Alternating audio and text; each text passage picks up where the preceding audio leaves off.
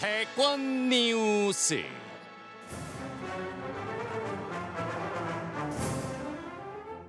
(2022년 3월 9일) 수요일 치러질 20대 대통령 선거를 앞두고 여야 후보들의 각축전이 치열합니다. 요동치는 대선 판도에 어떤 일이 있었는지 알기 쉽게 정리해 드립니다. 대권 뉴스. 대선 앞두고 꼭 알아야 할 정치권 소식 전해줄 분들입니다. 컴퓨터처럼 정확한 시사평론 백컴 배정호 세한대 교수입니다. 네, 배종호입니다. 최수영 시사평론가입니다. 안녕하십니까, 최수영입니다. 네, 어젯밤 첫 사자 토론이 있었습니다. 시청률이 39%. 역대 두 번째 기록이라는 거죠? 그렇습니다. 네, 아 대단합니다. 40%인데 자 두 분도 다 보셨죠? 네, 그렇습니다. 자 청취자분들도 40% 시청률이 그러니까 다들 많이 보셨을 텐데 서로 유튜브나 앱은 함께 문자를 공유할 수 있으니까 누가 잘했는지 또 못했는지 의견을 보여주시기 바라고요. 서로 품격 있게 의견 교환 해보시는 마당으로 활용해 보시기 바랍니다. 자 네거티브만 난무하던 선거였는데 후보들의 자질과 능력을 볼 수 있는 좋은 기회였다. 이런 여론이 많아요. 자 일단 총평을 한번 들어볼게요. 두 분은 어떻게 들었는지. 뭐 각자 보는 사람마다 전혀 평가가 좀 다를 테니까 민주당 평가, 국민의힘 평가는 서로 우리 후보가 1등이다 이렇게 얘기하지 않습니까? 제가 방송 들어오기 전에 대한민국의 최고 평론가라는 분에게 한번 물어봤어요. 그대 의견은 어떠냐? 그랬더니 1등 심상정 80점, 2등 이재명 78점, 그리고 3등 안철수 70점, 4등 윤석열 60점 줬어요. 그래서 왜 60점 줬냐? 내용으로 보면 과락인데 또 과락을 주긴 좀 그러니까 60점 줬다 이렇게 얘기를 하는데 저한테 물어보면 인용을 한 거예요 지금? 저는 인용을 한 겁니다. 아니 본인이 직접 배 교수께서 제 의견을 말씀을 드리면 예. 1등 이재명 80점. 요 부분만 다르고 나머지는 같다라는 얘기를 할 텐데 그러면 왜 그러냐? 네. 먼저 이재명 전반적으로 국정 운영에 필요한 식견이 잘 전달이 됐다라는 것 하나 하고요. 배 교수님 죄송한데 짧게 해주셔야 돼요. 할 게 알겠습니다. 많아가지고. 그리고 예. 네거티브에 빠져들지 않고 정책 비전을 제시했다라는 부분. 반면에 윤석열 후보는 좀 지나치게 대장동 네거티브에 좀 빠져가지고 자기 비전을 좀 제시를 못한 것 아닌가. 그리고 공부를 많이 했다 하지만 역시 답변을 못하는 부분이 너무 많았어요. 그런 부분이 좀 상당히 대조가 되지 않았나 이렇게 생각이 됩니다. 자 최수영 평론가는요? 저는 이제 어저께 한마디로 표현하면 소문난 잔치에 먹을 게 좀 덜어 있었다. 먹을 게 좀 덜어 없었다가 있었다. 덜어 먹을 게 좀 있었다. 덜어 있었다. 네, 예. 인색하게 평가하실 줄 알았더니. 아닙니다. 예. 그래서 뭐 그 말씀하신 대로 뭐 후보의 자질과 능력을 볼 수 있는 좋은 기회였다고 말씀하셨지 않습니까? 그리고 또 하나는 저는 득점을 하기보다는 실점을 하지 않는데 모두가 치중했다.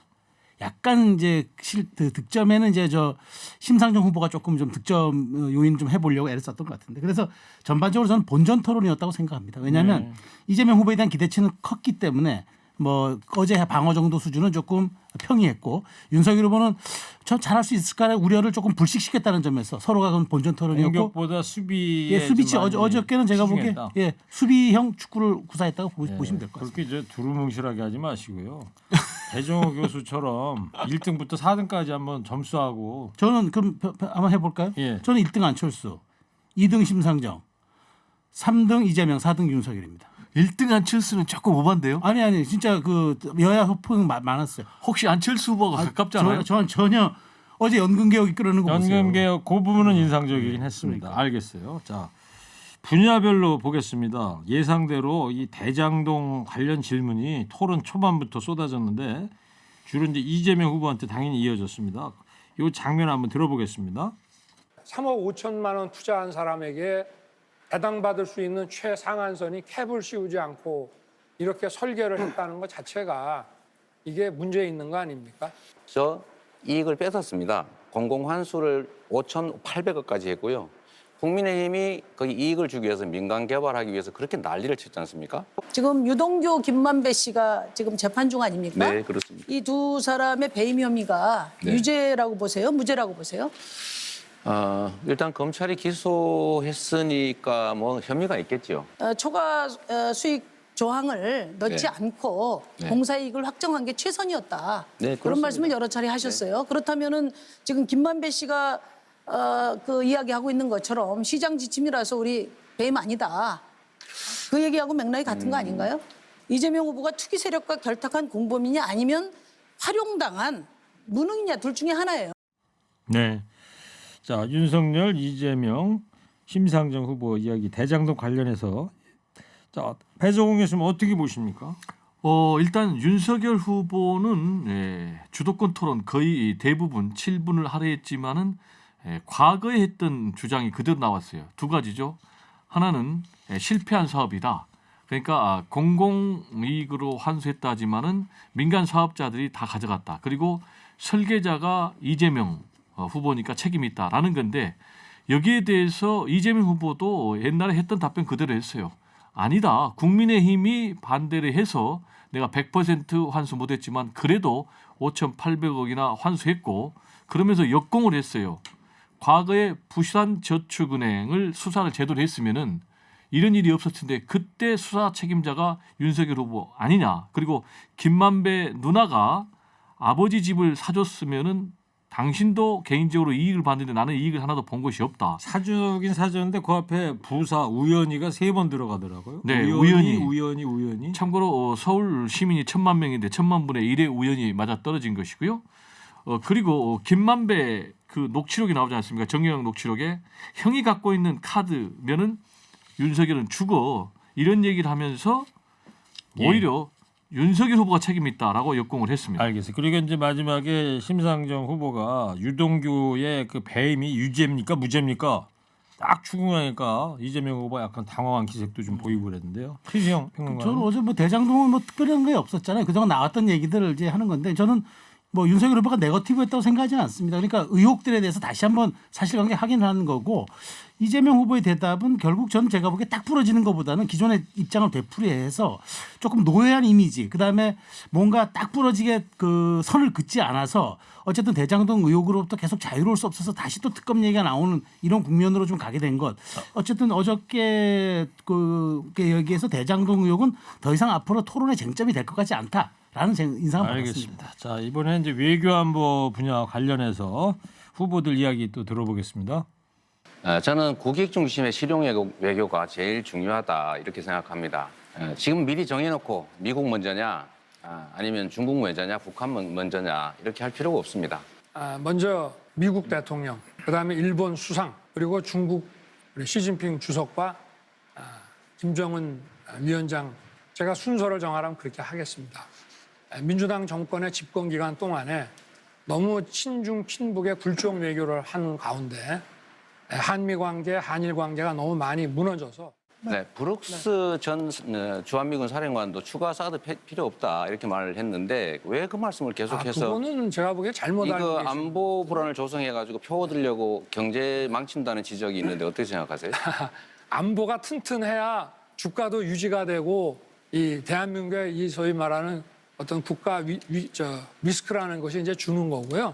그 주한 전 그 브룩 사령관의 얘기는 그분이 사드 추가 배치가 필요 없다는 얘기를 하는 사실이 없습니다. 네.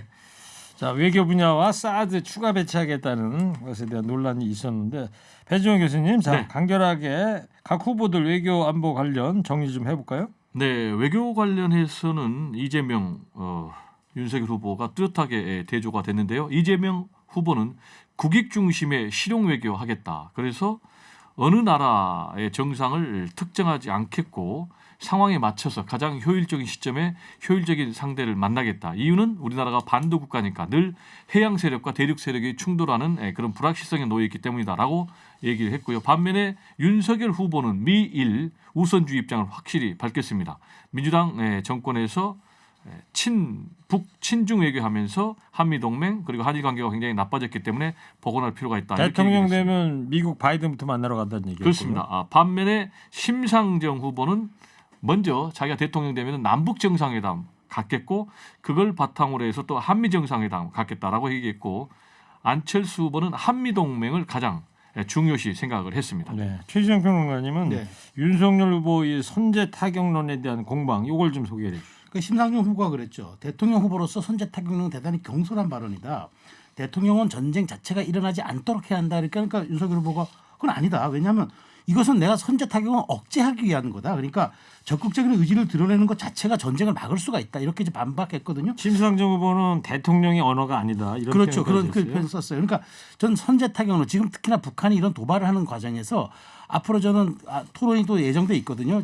저기 8일 날도. 그래서 이럴 때 아마 좀 안보 분야 이슈가 굉장히 저는 이슈가 될 것 같아요. 잠깐만요. 8일 날 제가 소식 못 들으셨군요. 저는 들어오지 확인했는데 예. 한국 기자협회가 주관해가지고 사자 토론이 또 열립니다. 그러니까 2월 8일 8일 화요일 저녁 8시가 잠정으로 잡혔어요. TV 토론으로 합니까? TV 중계사 선정하고 그다음 토론 방식은 추후 정하기로 했고 일단 사 후보가 모두 참여하기로 확인했습니다. 그랬군요. 알겠습니다. 좀 전에 좀 따끈따끈한 이야기. 그렇군요. 항상 이렇게 따끈따끈한 소식 전해주셔서 감사합니다. 네, 열심히 제가 좀 추적했습니다. 따끈따끈한 평론을 좀 하고 싶은데요. 네. 이 선제 타격 관련해서는 저는 심상정 후보 대통령의 언어가 아니다라는 말에 100% 동의합니다. 그게 무슨 얘기냐면 선제 타격은요.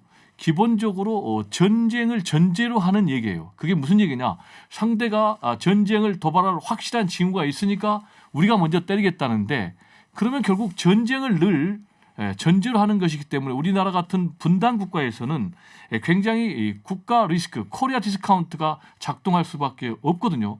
아시겠지만은 이걸 대한민국의 대통령 내지는 대통령 후보가 끊은 적은 없어요. 실제로 클린턴 정부 때 북한을 때리려고 하니까 영변 핵시설을 YS 대통령이 결사 반대해서 막은 적이 있는데 우리나라 대통령 때는 대통령 후보가 이렇게 네. 전쟁을 우려케 하는 이런 발언을 하는 것은 굉장히 알겠습니다. 부적절하다라는 예, 입장입니다. 설명은 잘 들었습니다만 따끈따끈한 지금 막 들어온 뉴스는 아니네요. 어제 다 나온 평론이 얘기인데. 따끈따끈한 네. 얘기죠. 자, 사드 추가 배치 선제 타격론에 대해서 더 하실 말씀? 아니요. 저는 이제 윤석열 후보 이런 맥락이었을 것 같아요. 평화를 원하거든 전쟁에 대비해라. 난 적극적으로 지도자의 모습을 보이겠다. 그런 말의 맥락으로 저는 이해합니다. 알겠습니다. 사드도 같은 맥락인데요. 사드라는 게요. 기본적으로 고각 공격을 막는 거예요. 고고도 네. 미사일 방어 체계인데 자, 이제 추가 토론이 계속 열리고 있으니까 지금 할 게 많아가지고요. 네. 자, 부동산 얘기로 넘어갈게요. 배 교수님. 네. 부동산 문제에 대해서는 이재명 후보가 이제 재차 사과를 했습니다. 후보별 해법 어떤 얘기들이 나왔죠? 그러니까 기본적으로 이재명 그리고 또 윤석열 후보 다 모두 대량 공급을 얘기를 했어요. 그러면서 특히 안철수 후보도 공급 확대를 강조를 했고 그렇지만 윤석열 후보는 특히 규제 완화를 강조를 했어요. 그러면서 구체적으로 대출 규제 완화부터 하겠다라는 그런 입장 그리고 임대차 3법 개정을 하겠다라고 입장을 밝혔고요. 이재명 후보는 공급 확대와 관련해서 정책 1순위로 해가지고 주택 시장을 완성시키겠다라고 얘기했고 안철수 후보는 자가 보유율이 현재 61%인데 80%까지 끌어올리겠다고 했고요. 그리고 심상정 후보는 정치권의 합의를 끌어내서 현재 무주택 서민이 44%가 되는데 이분들에게 우선적으로 주택을 제공하는 그런 정책을 도입하겠다라는 네. 입장을 밝혔습니다. 안철수 후보가 자가 보유를 현재 60인데 임기 말까지 80%까지 80%. 끌어올리겠다는데 네.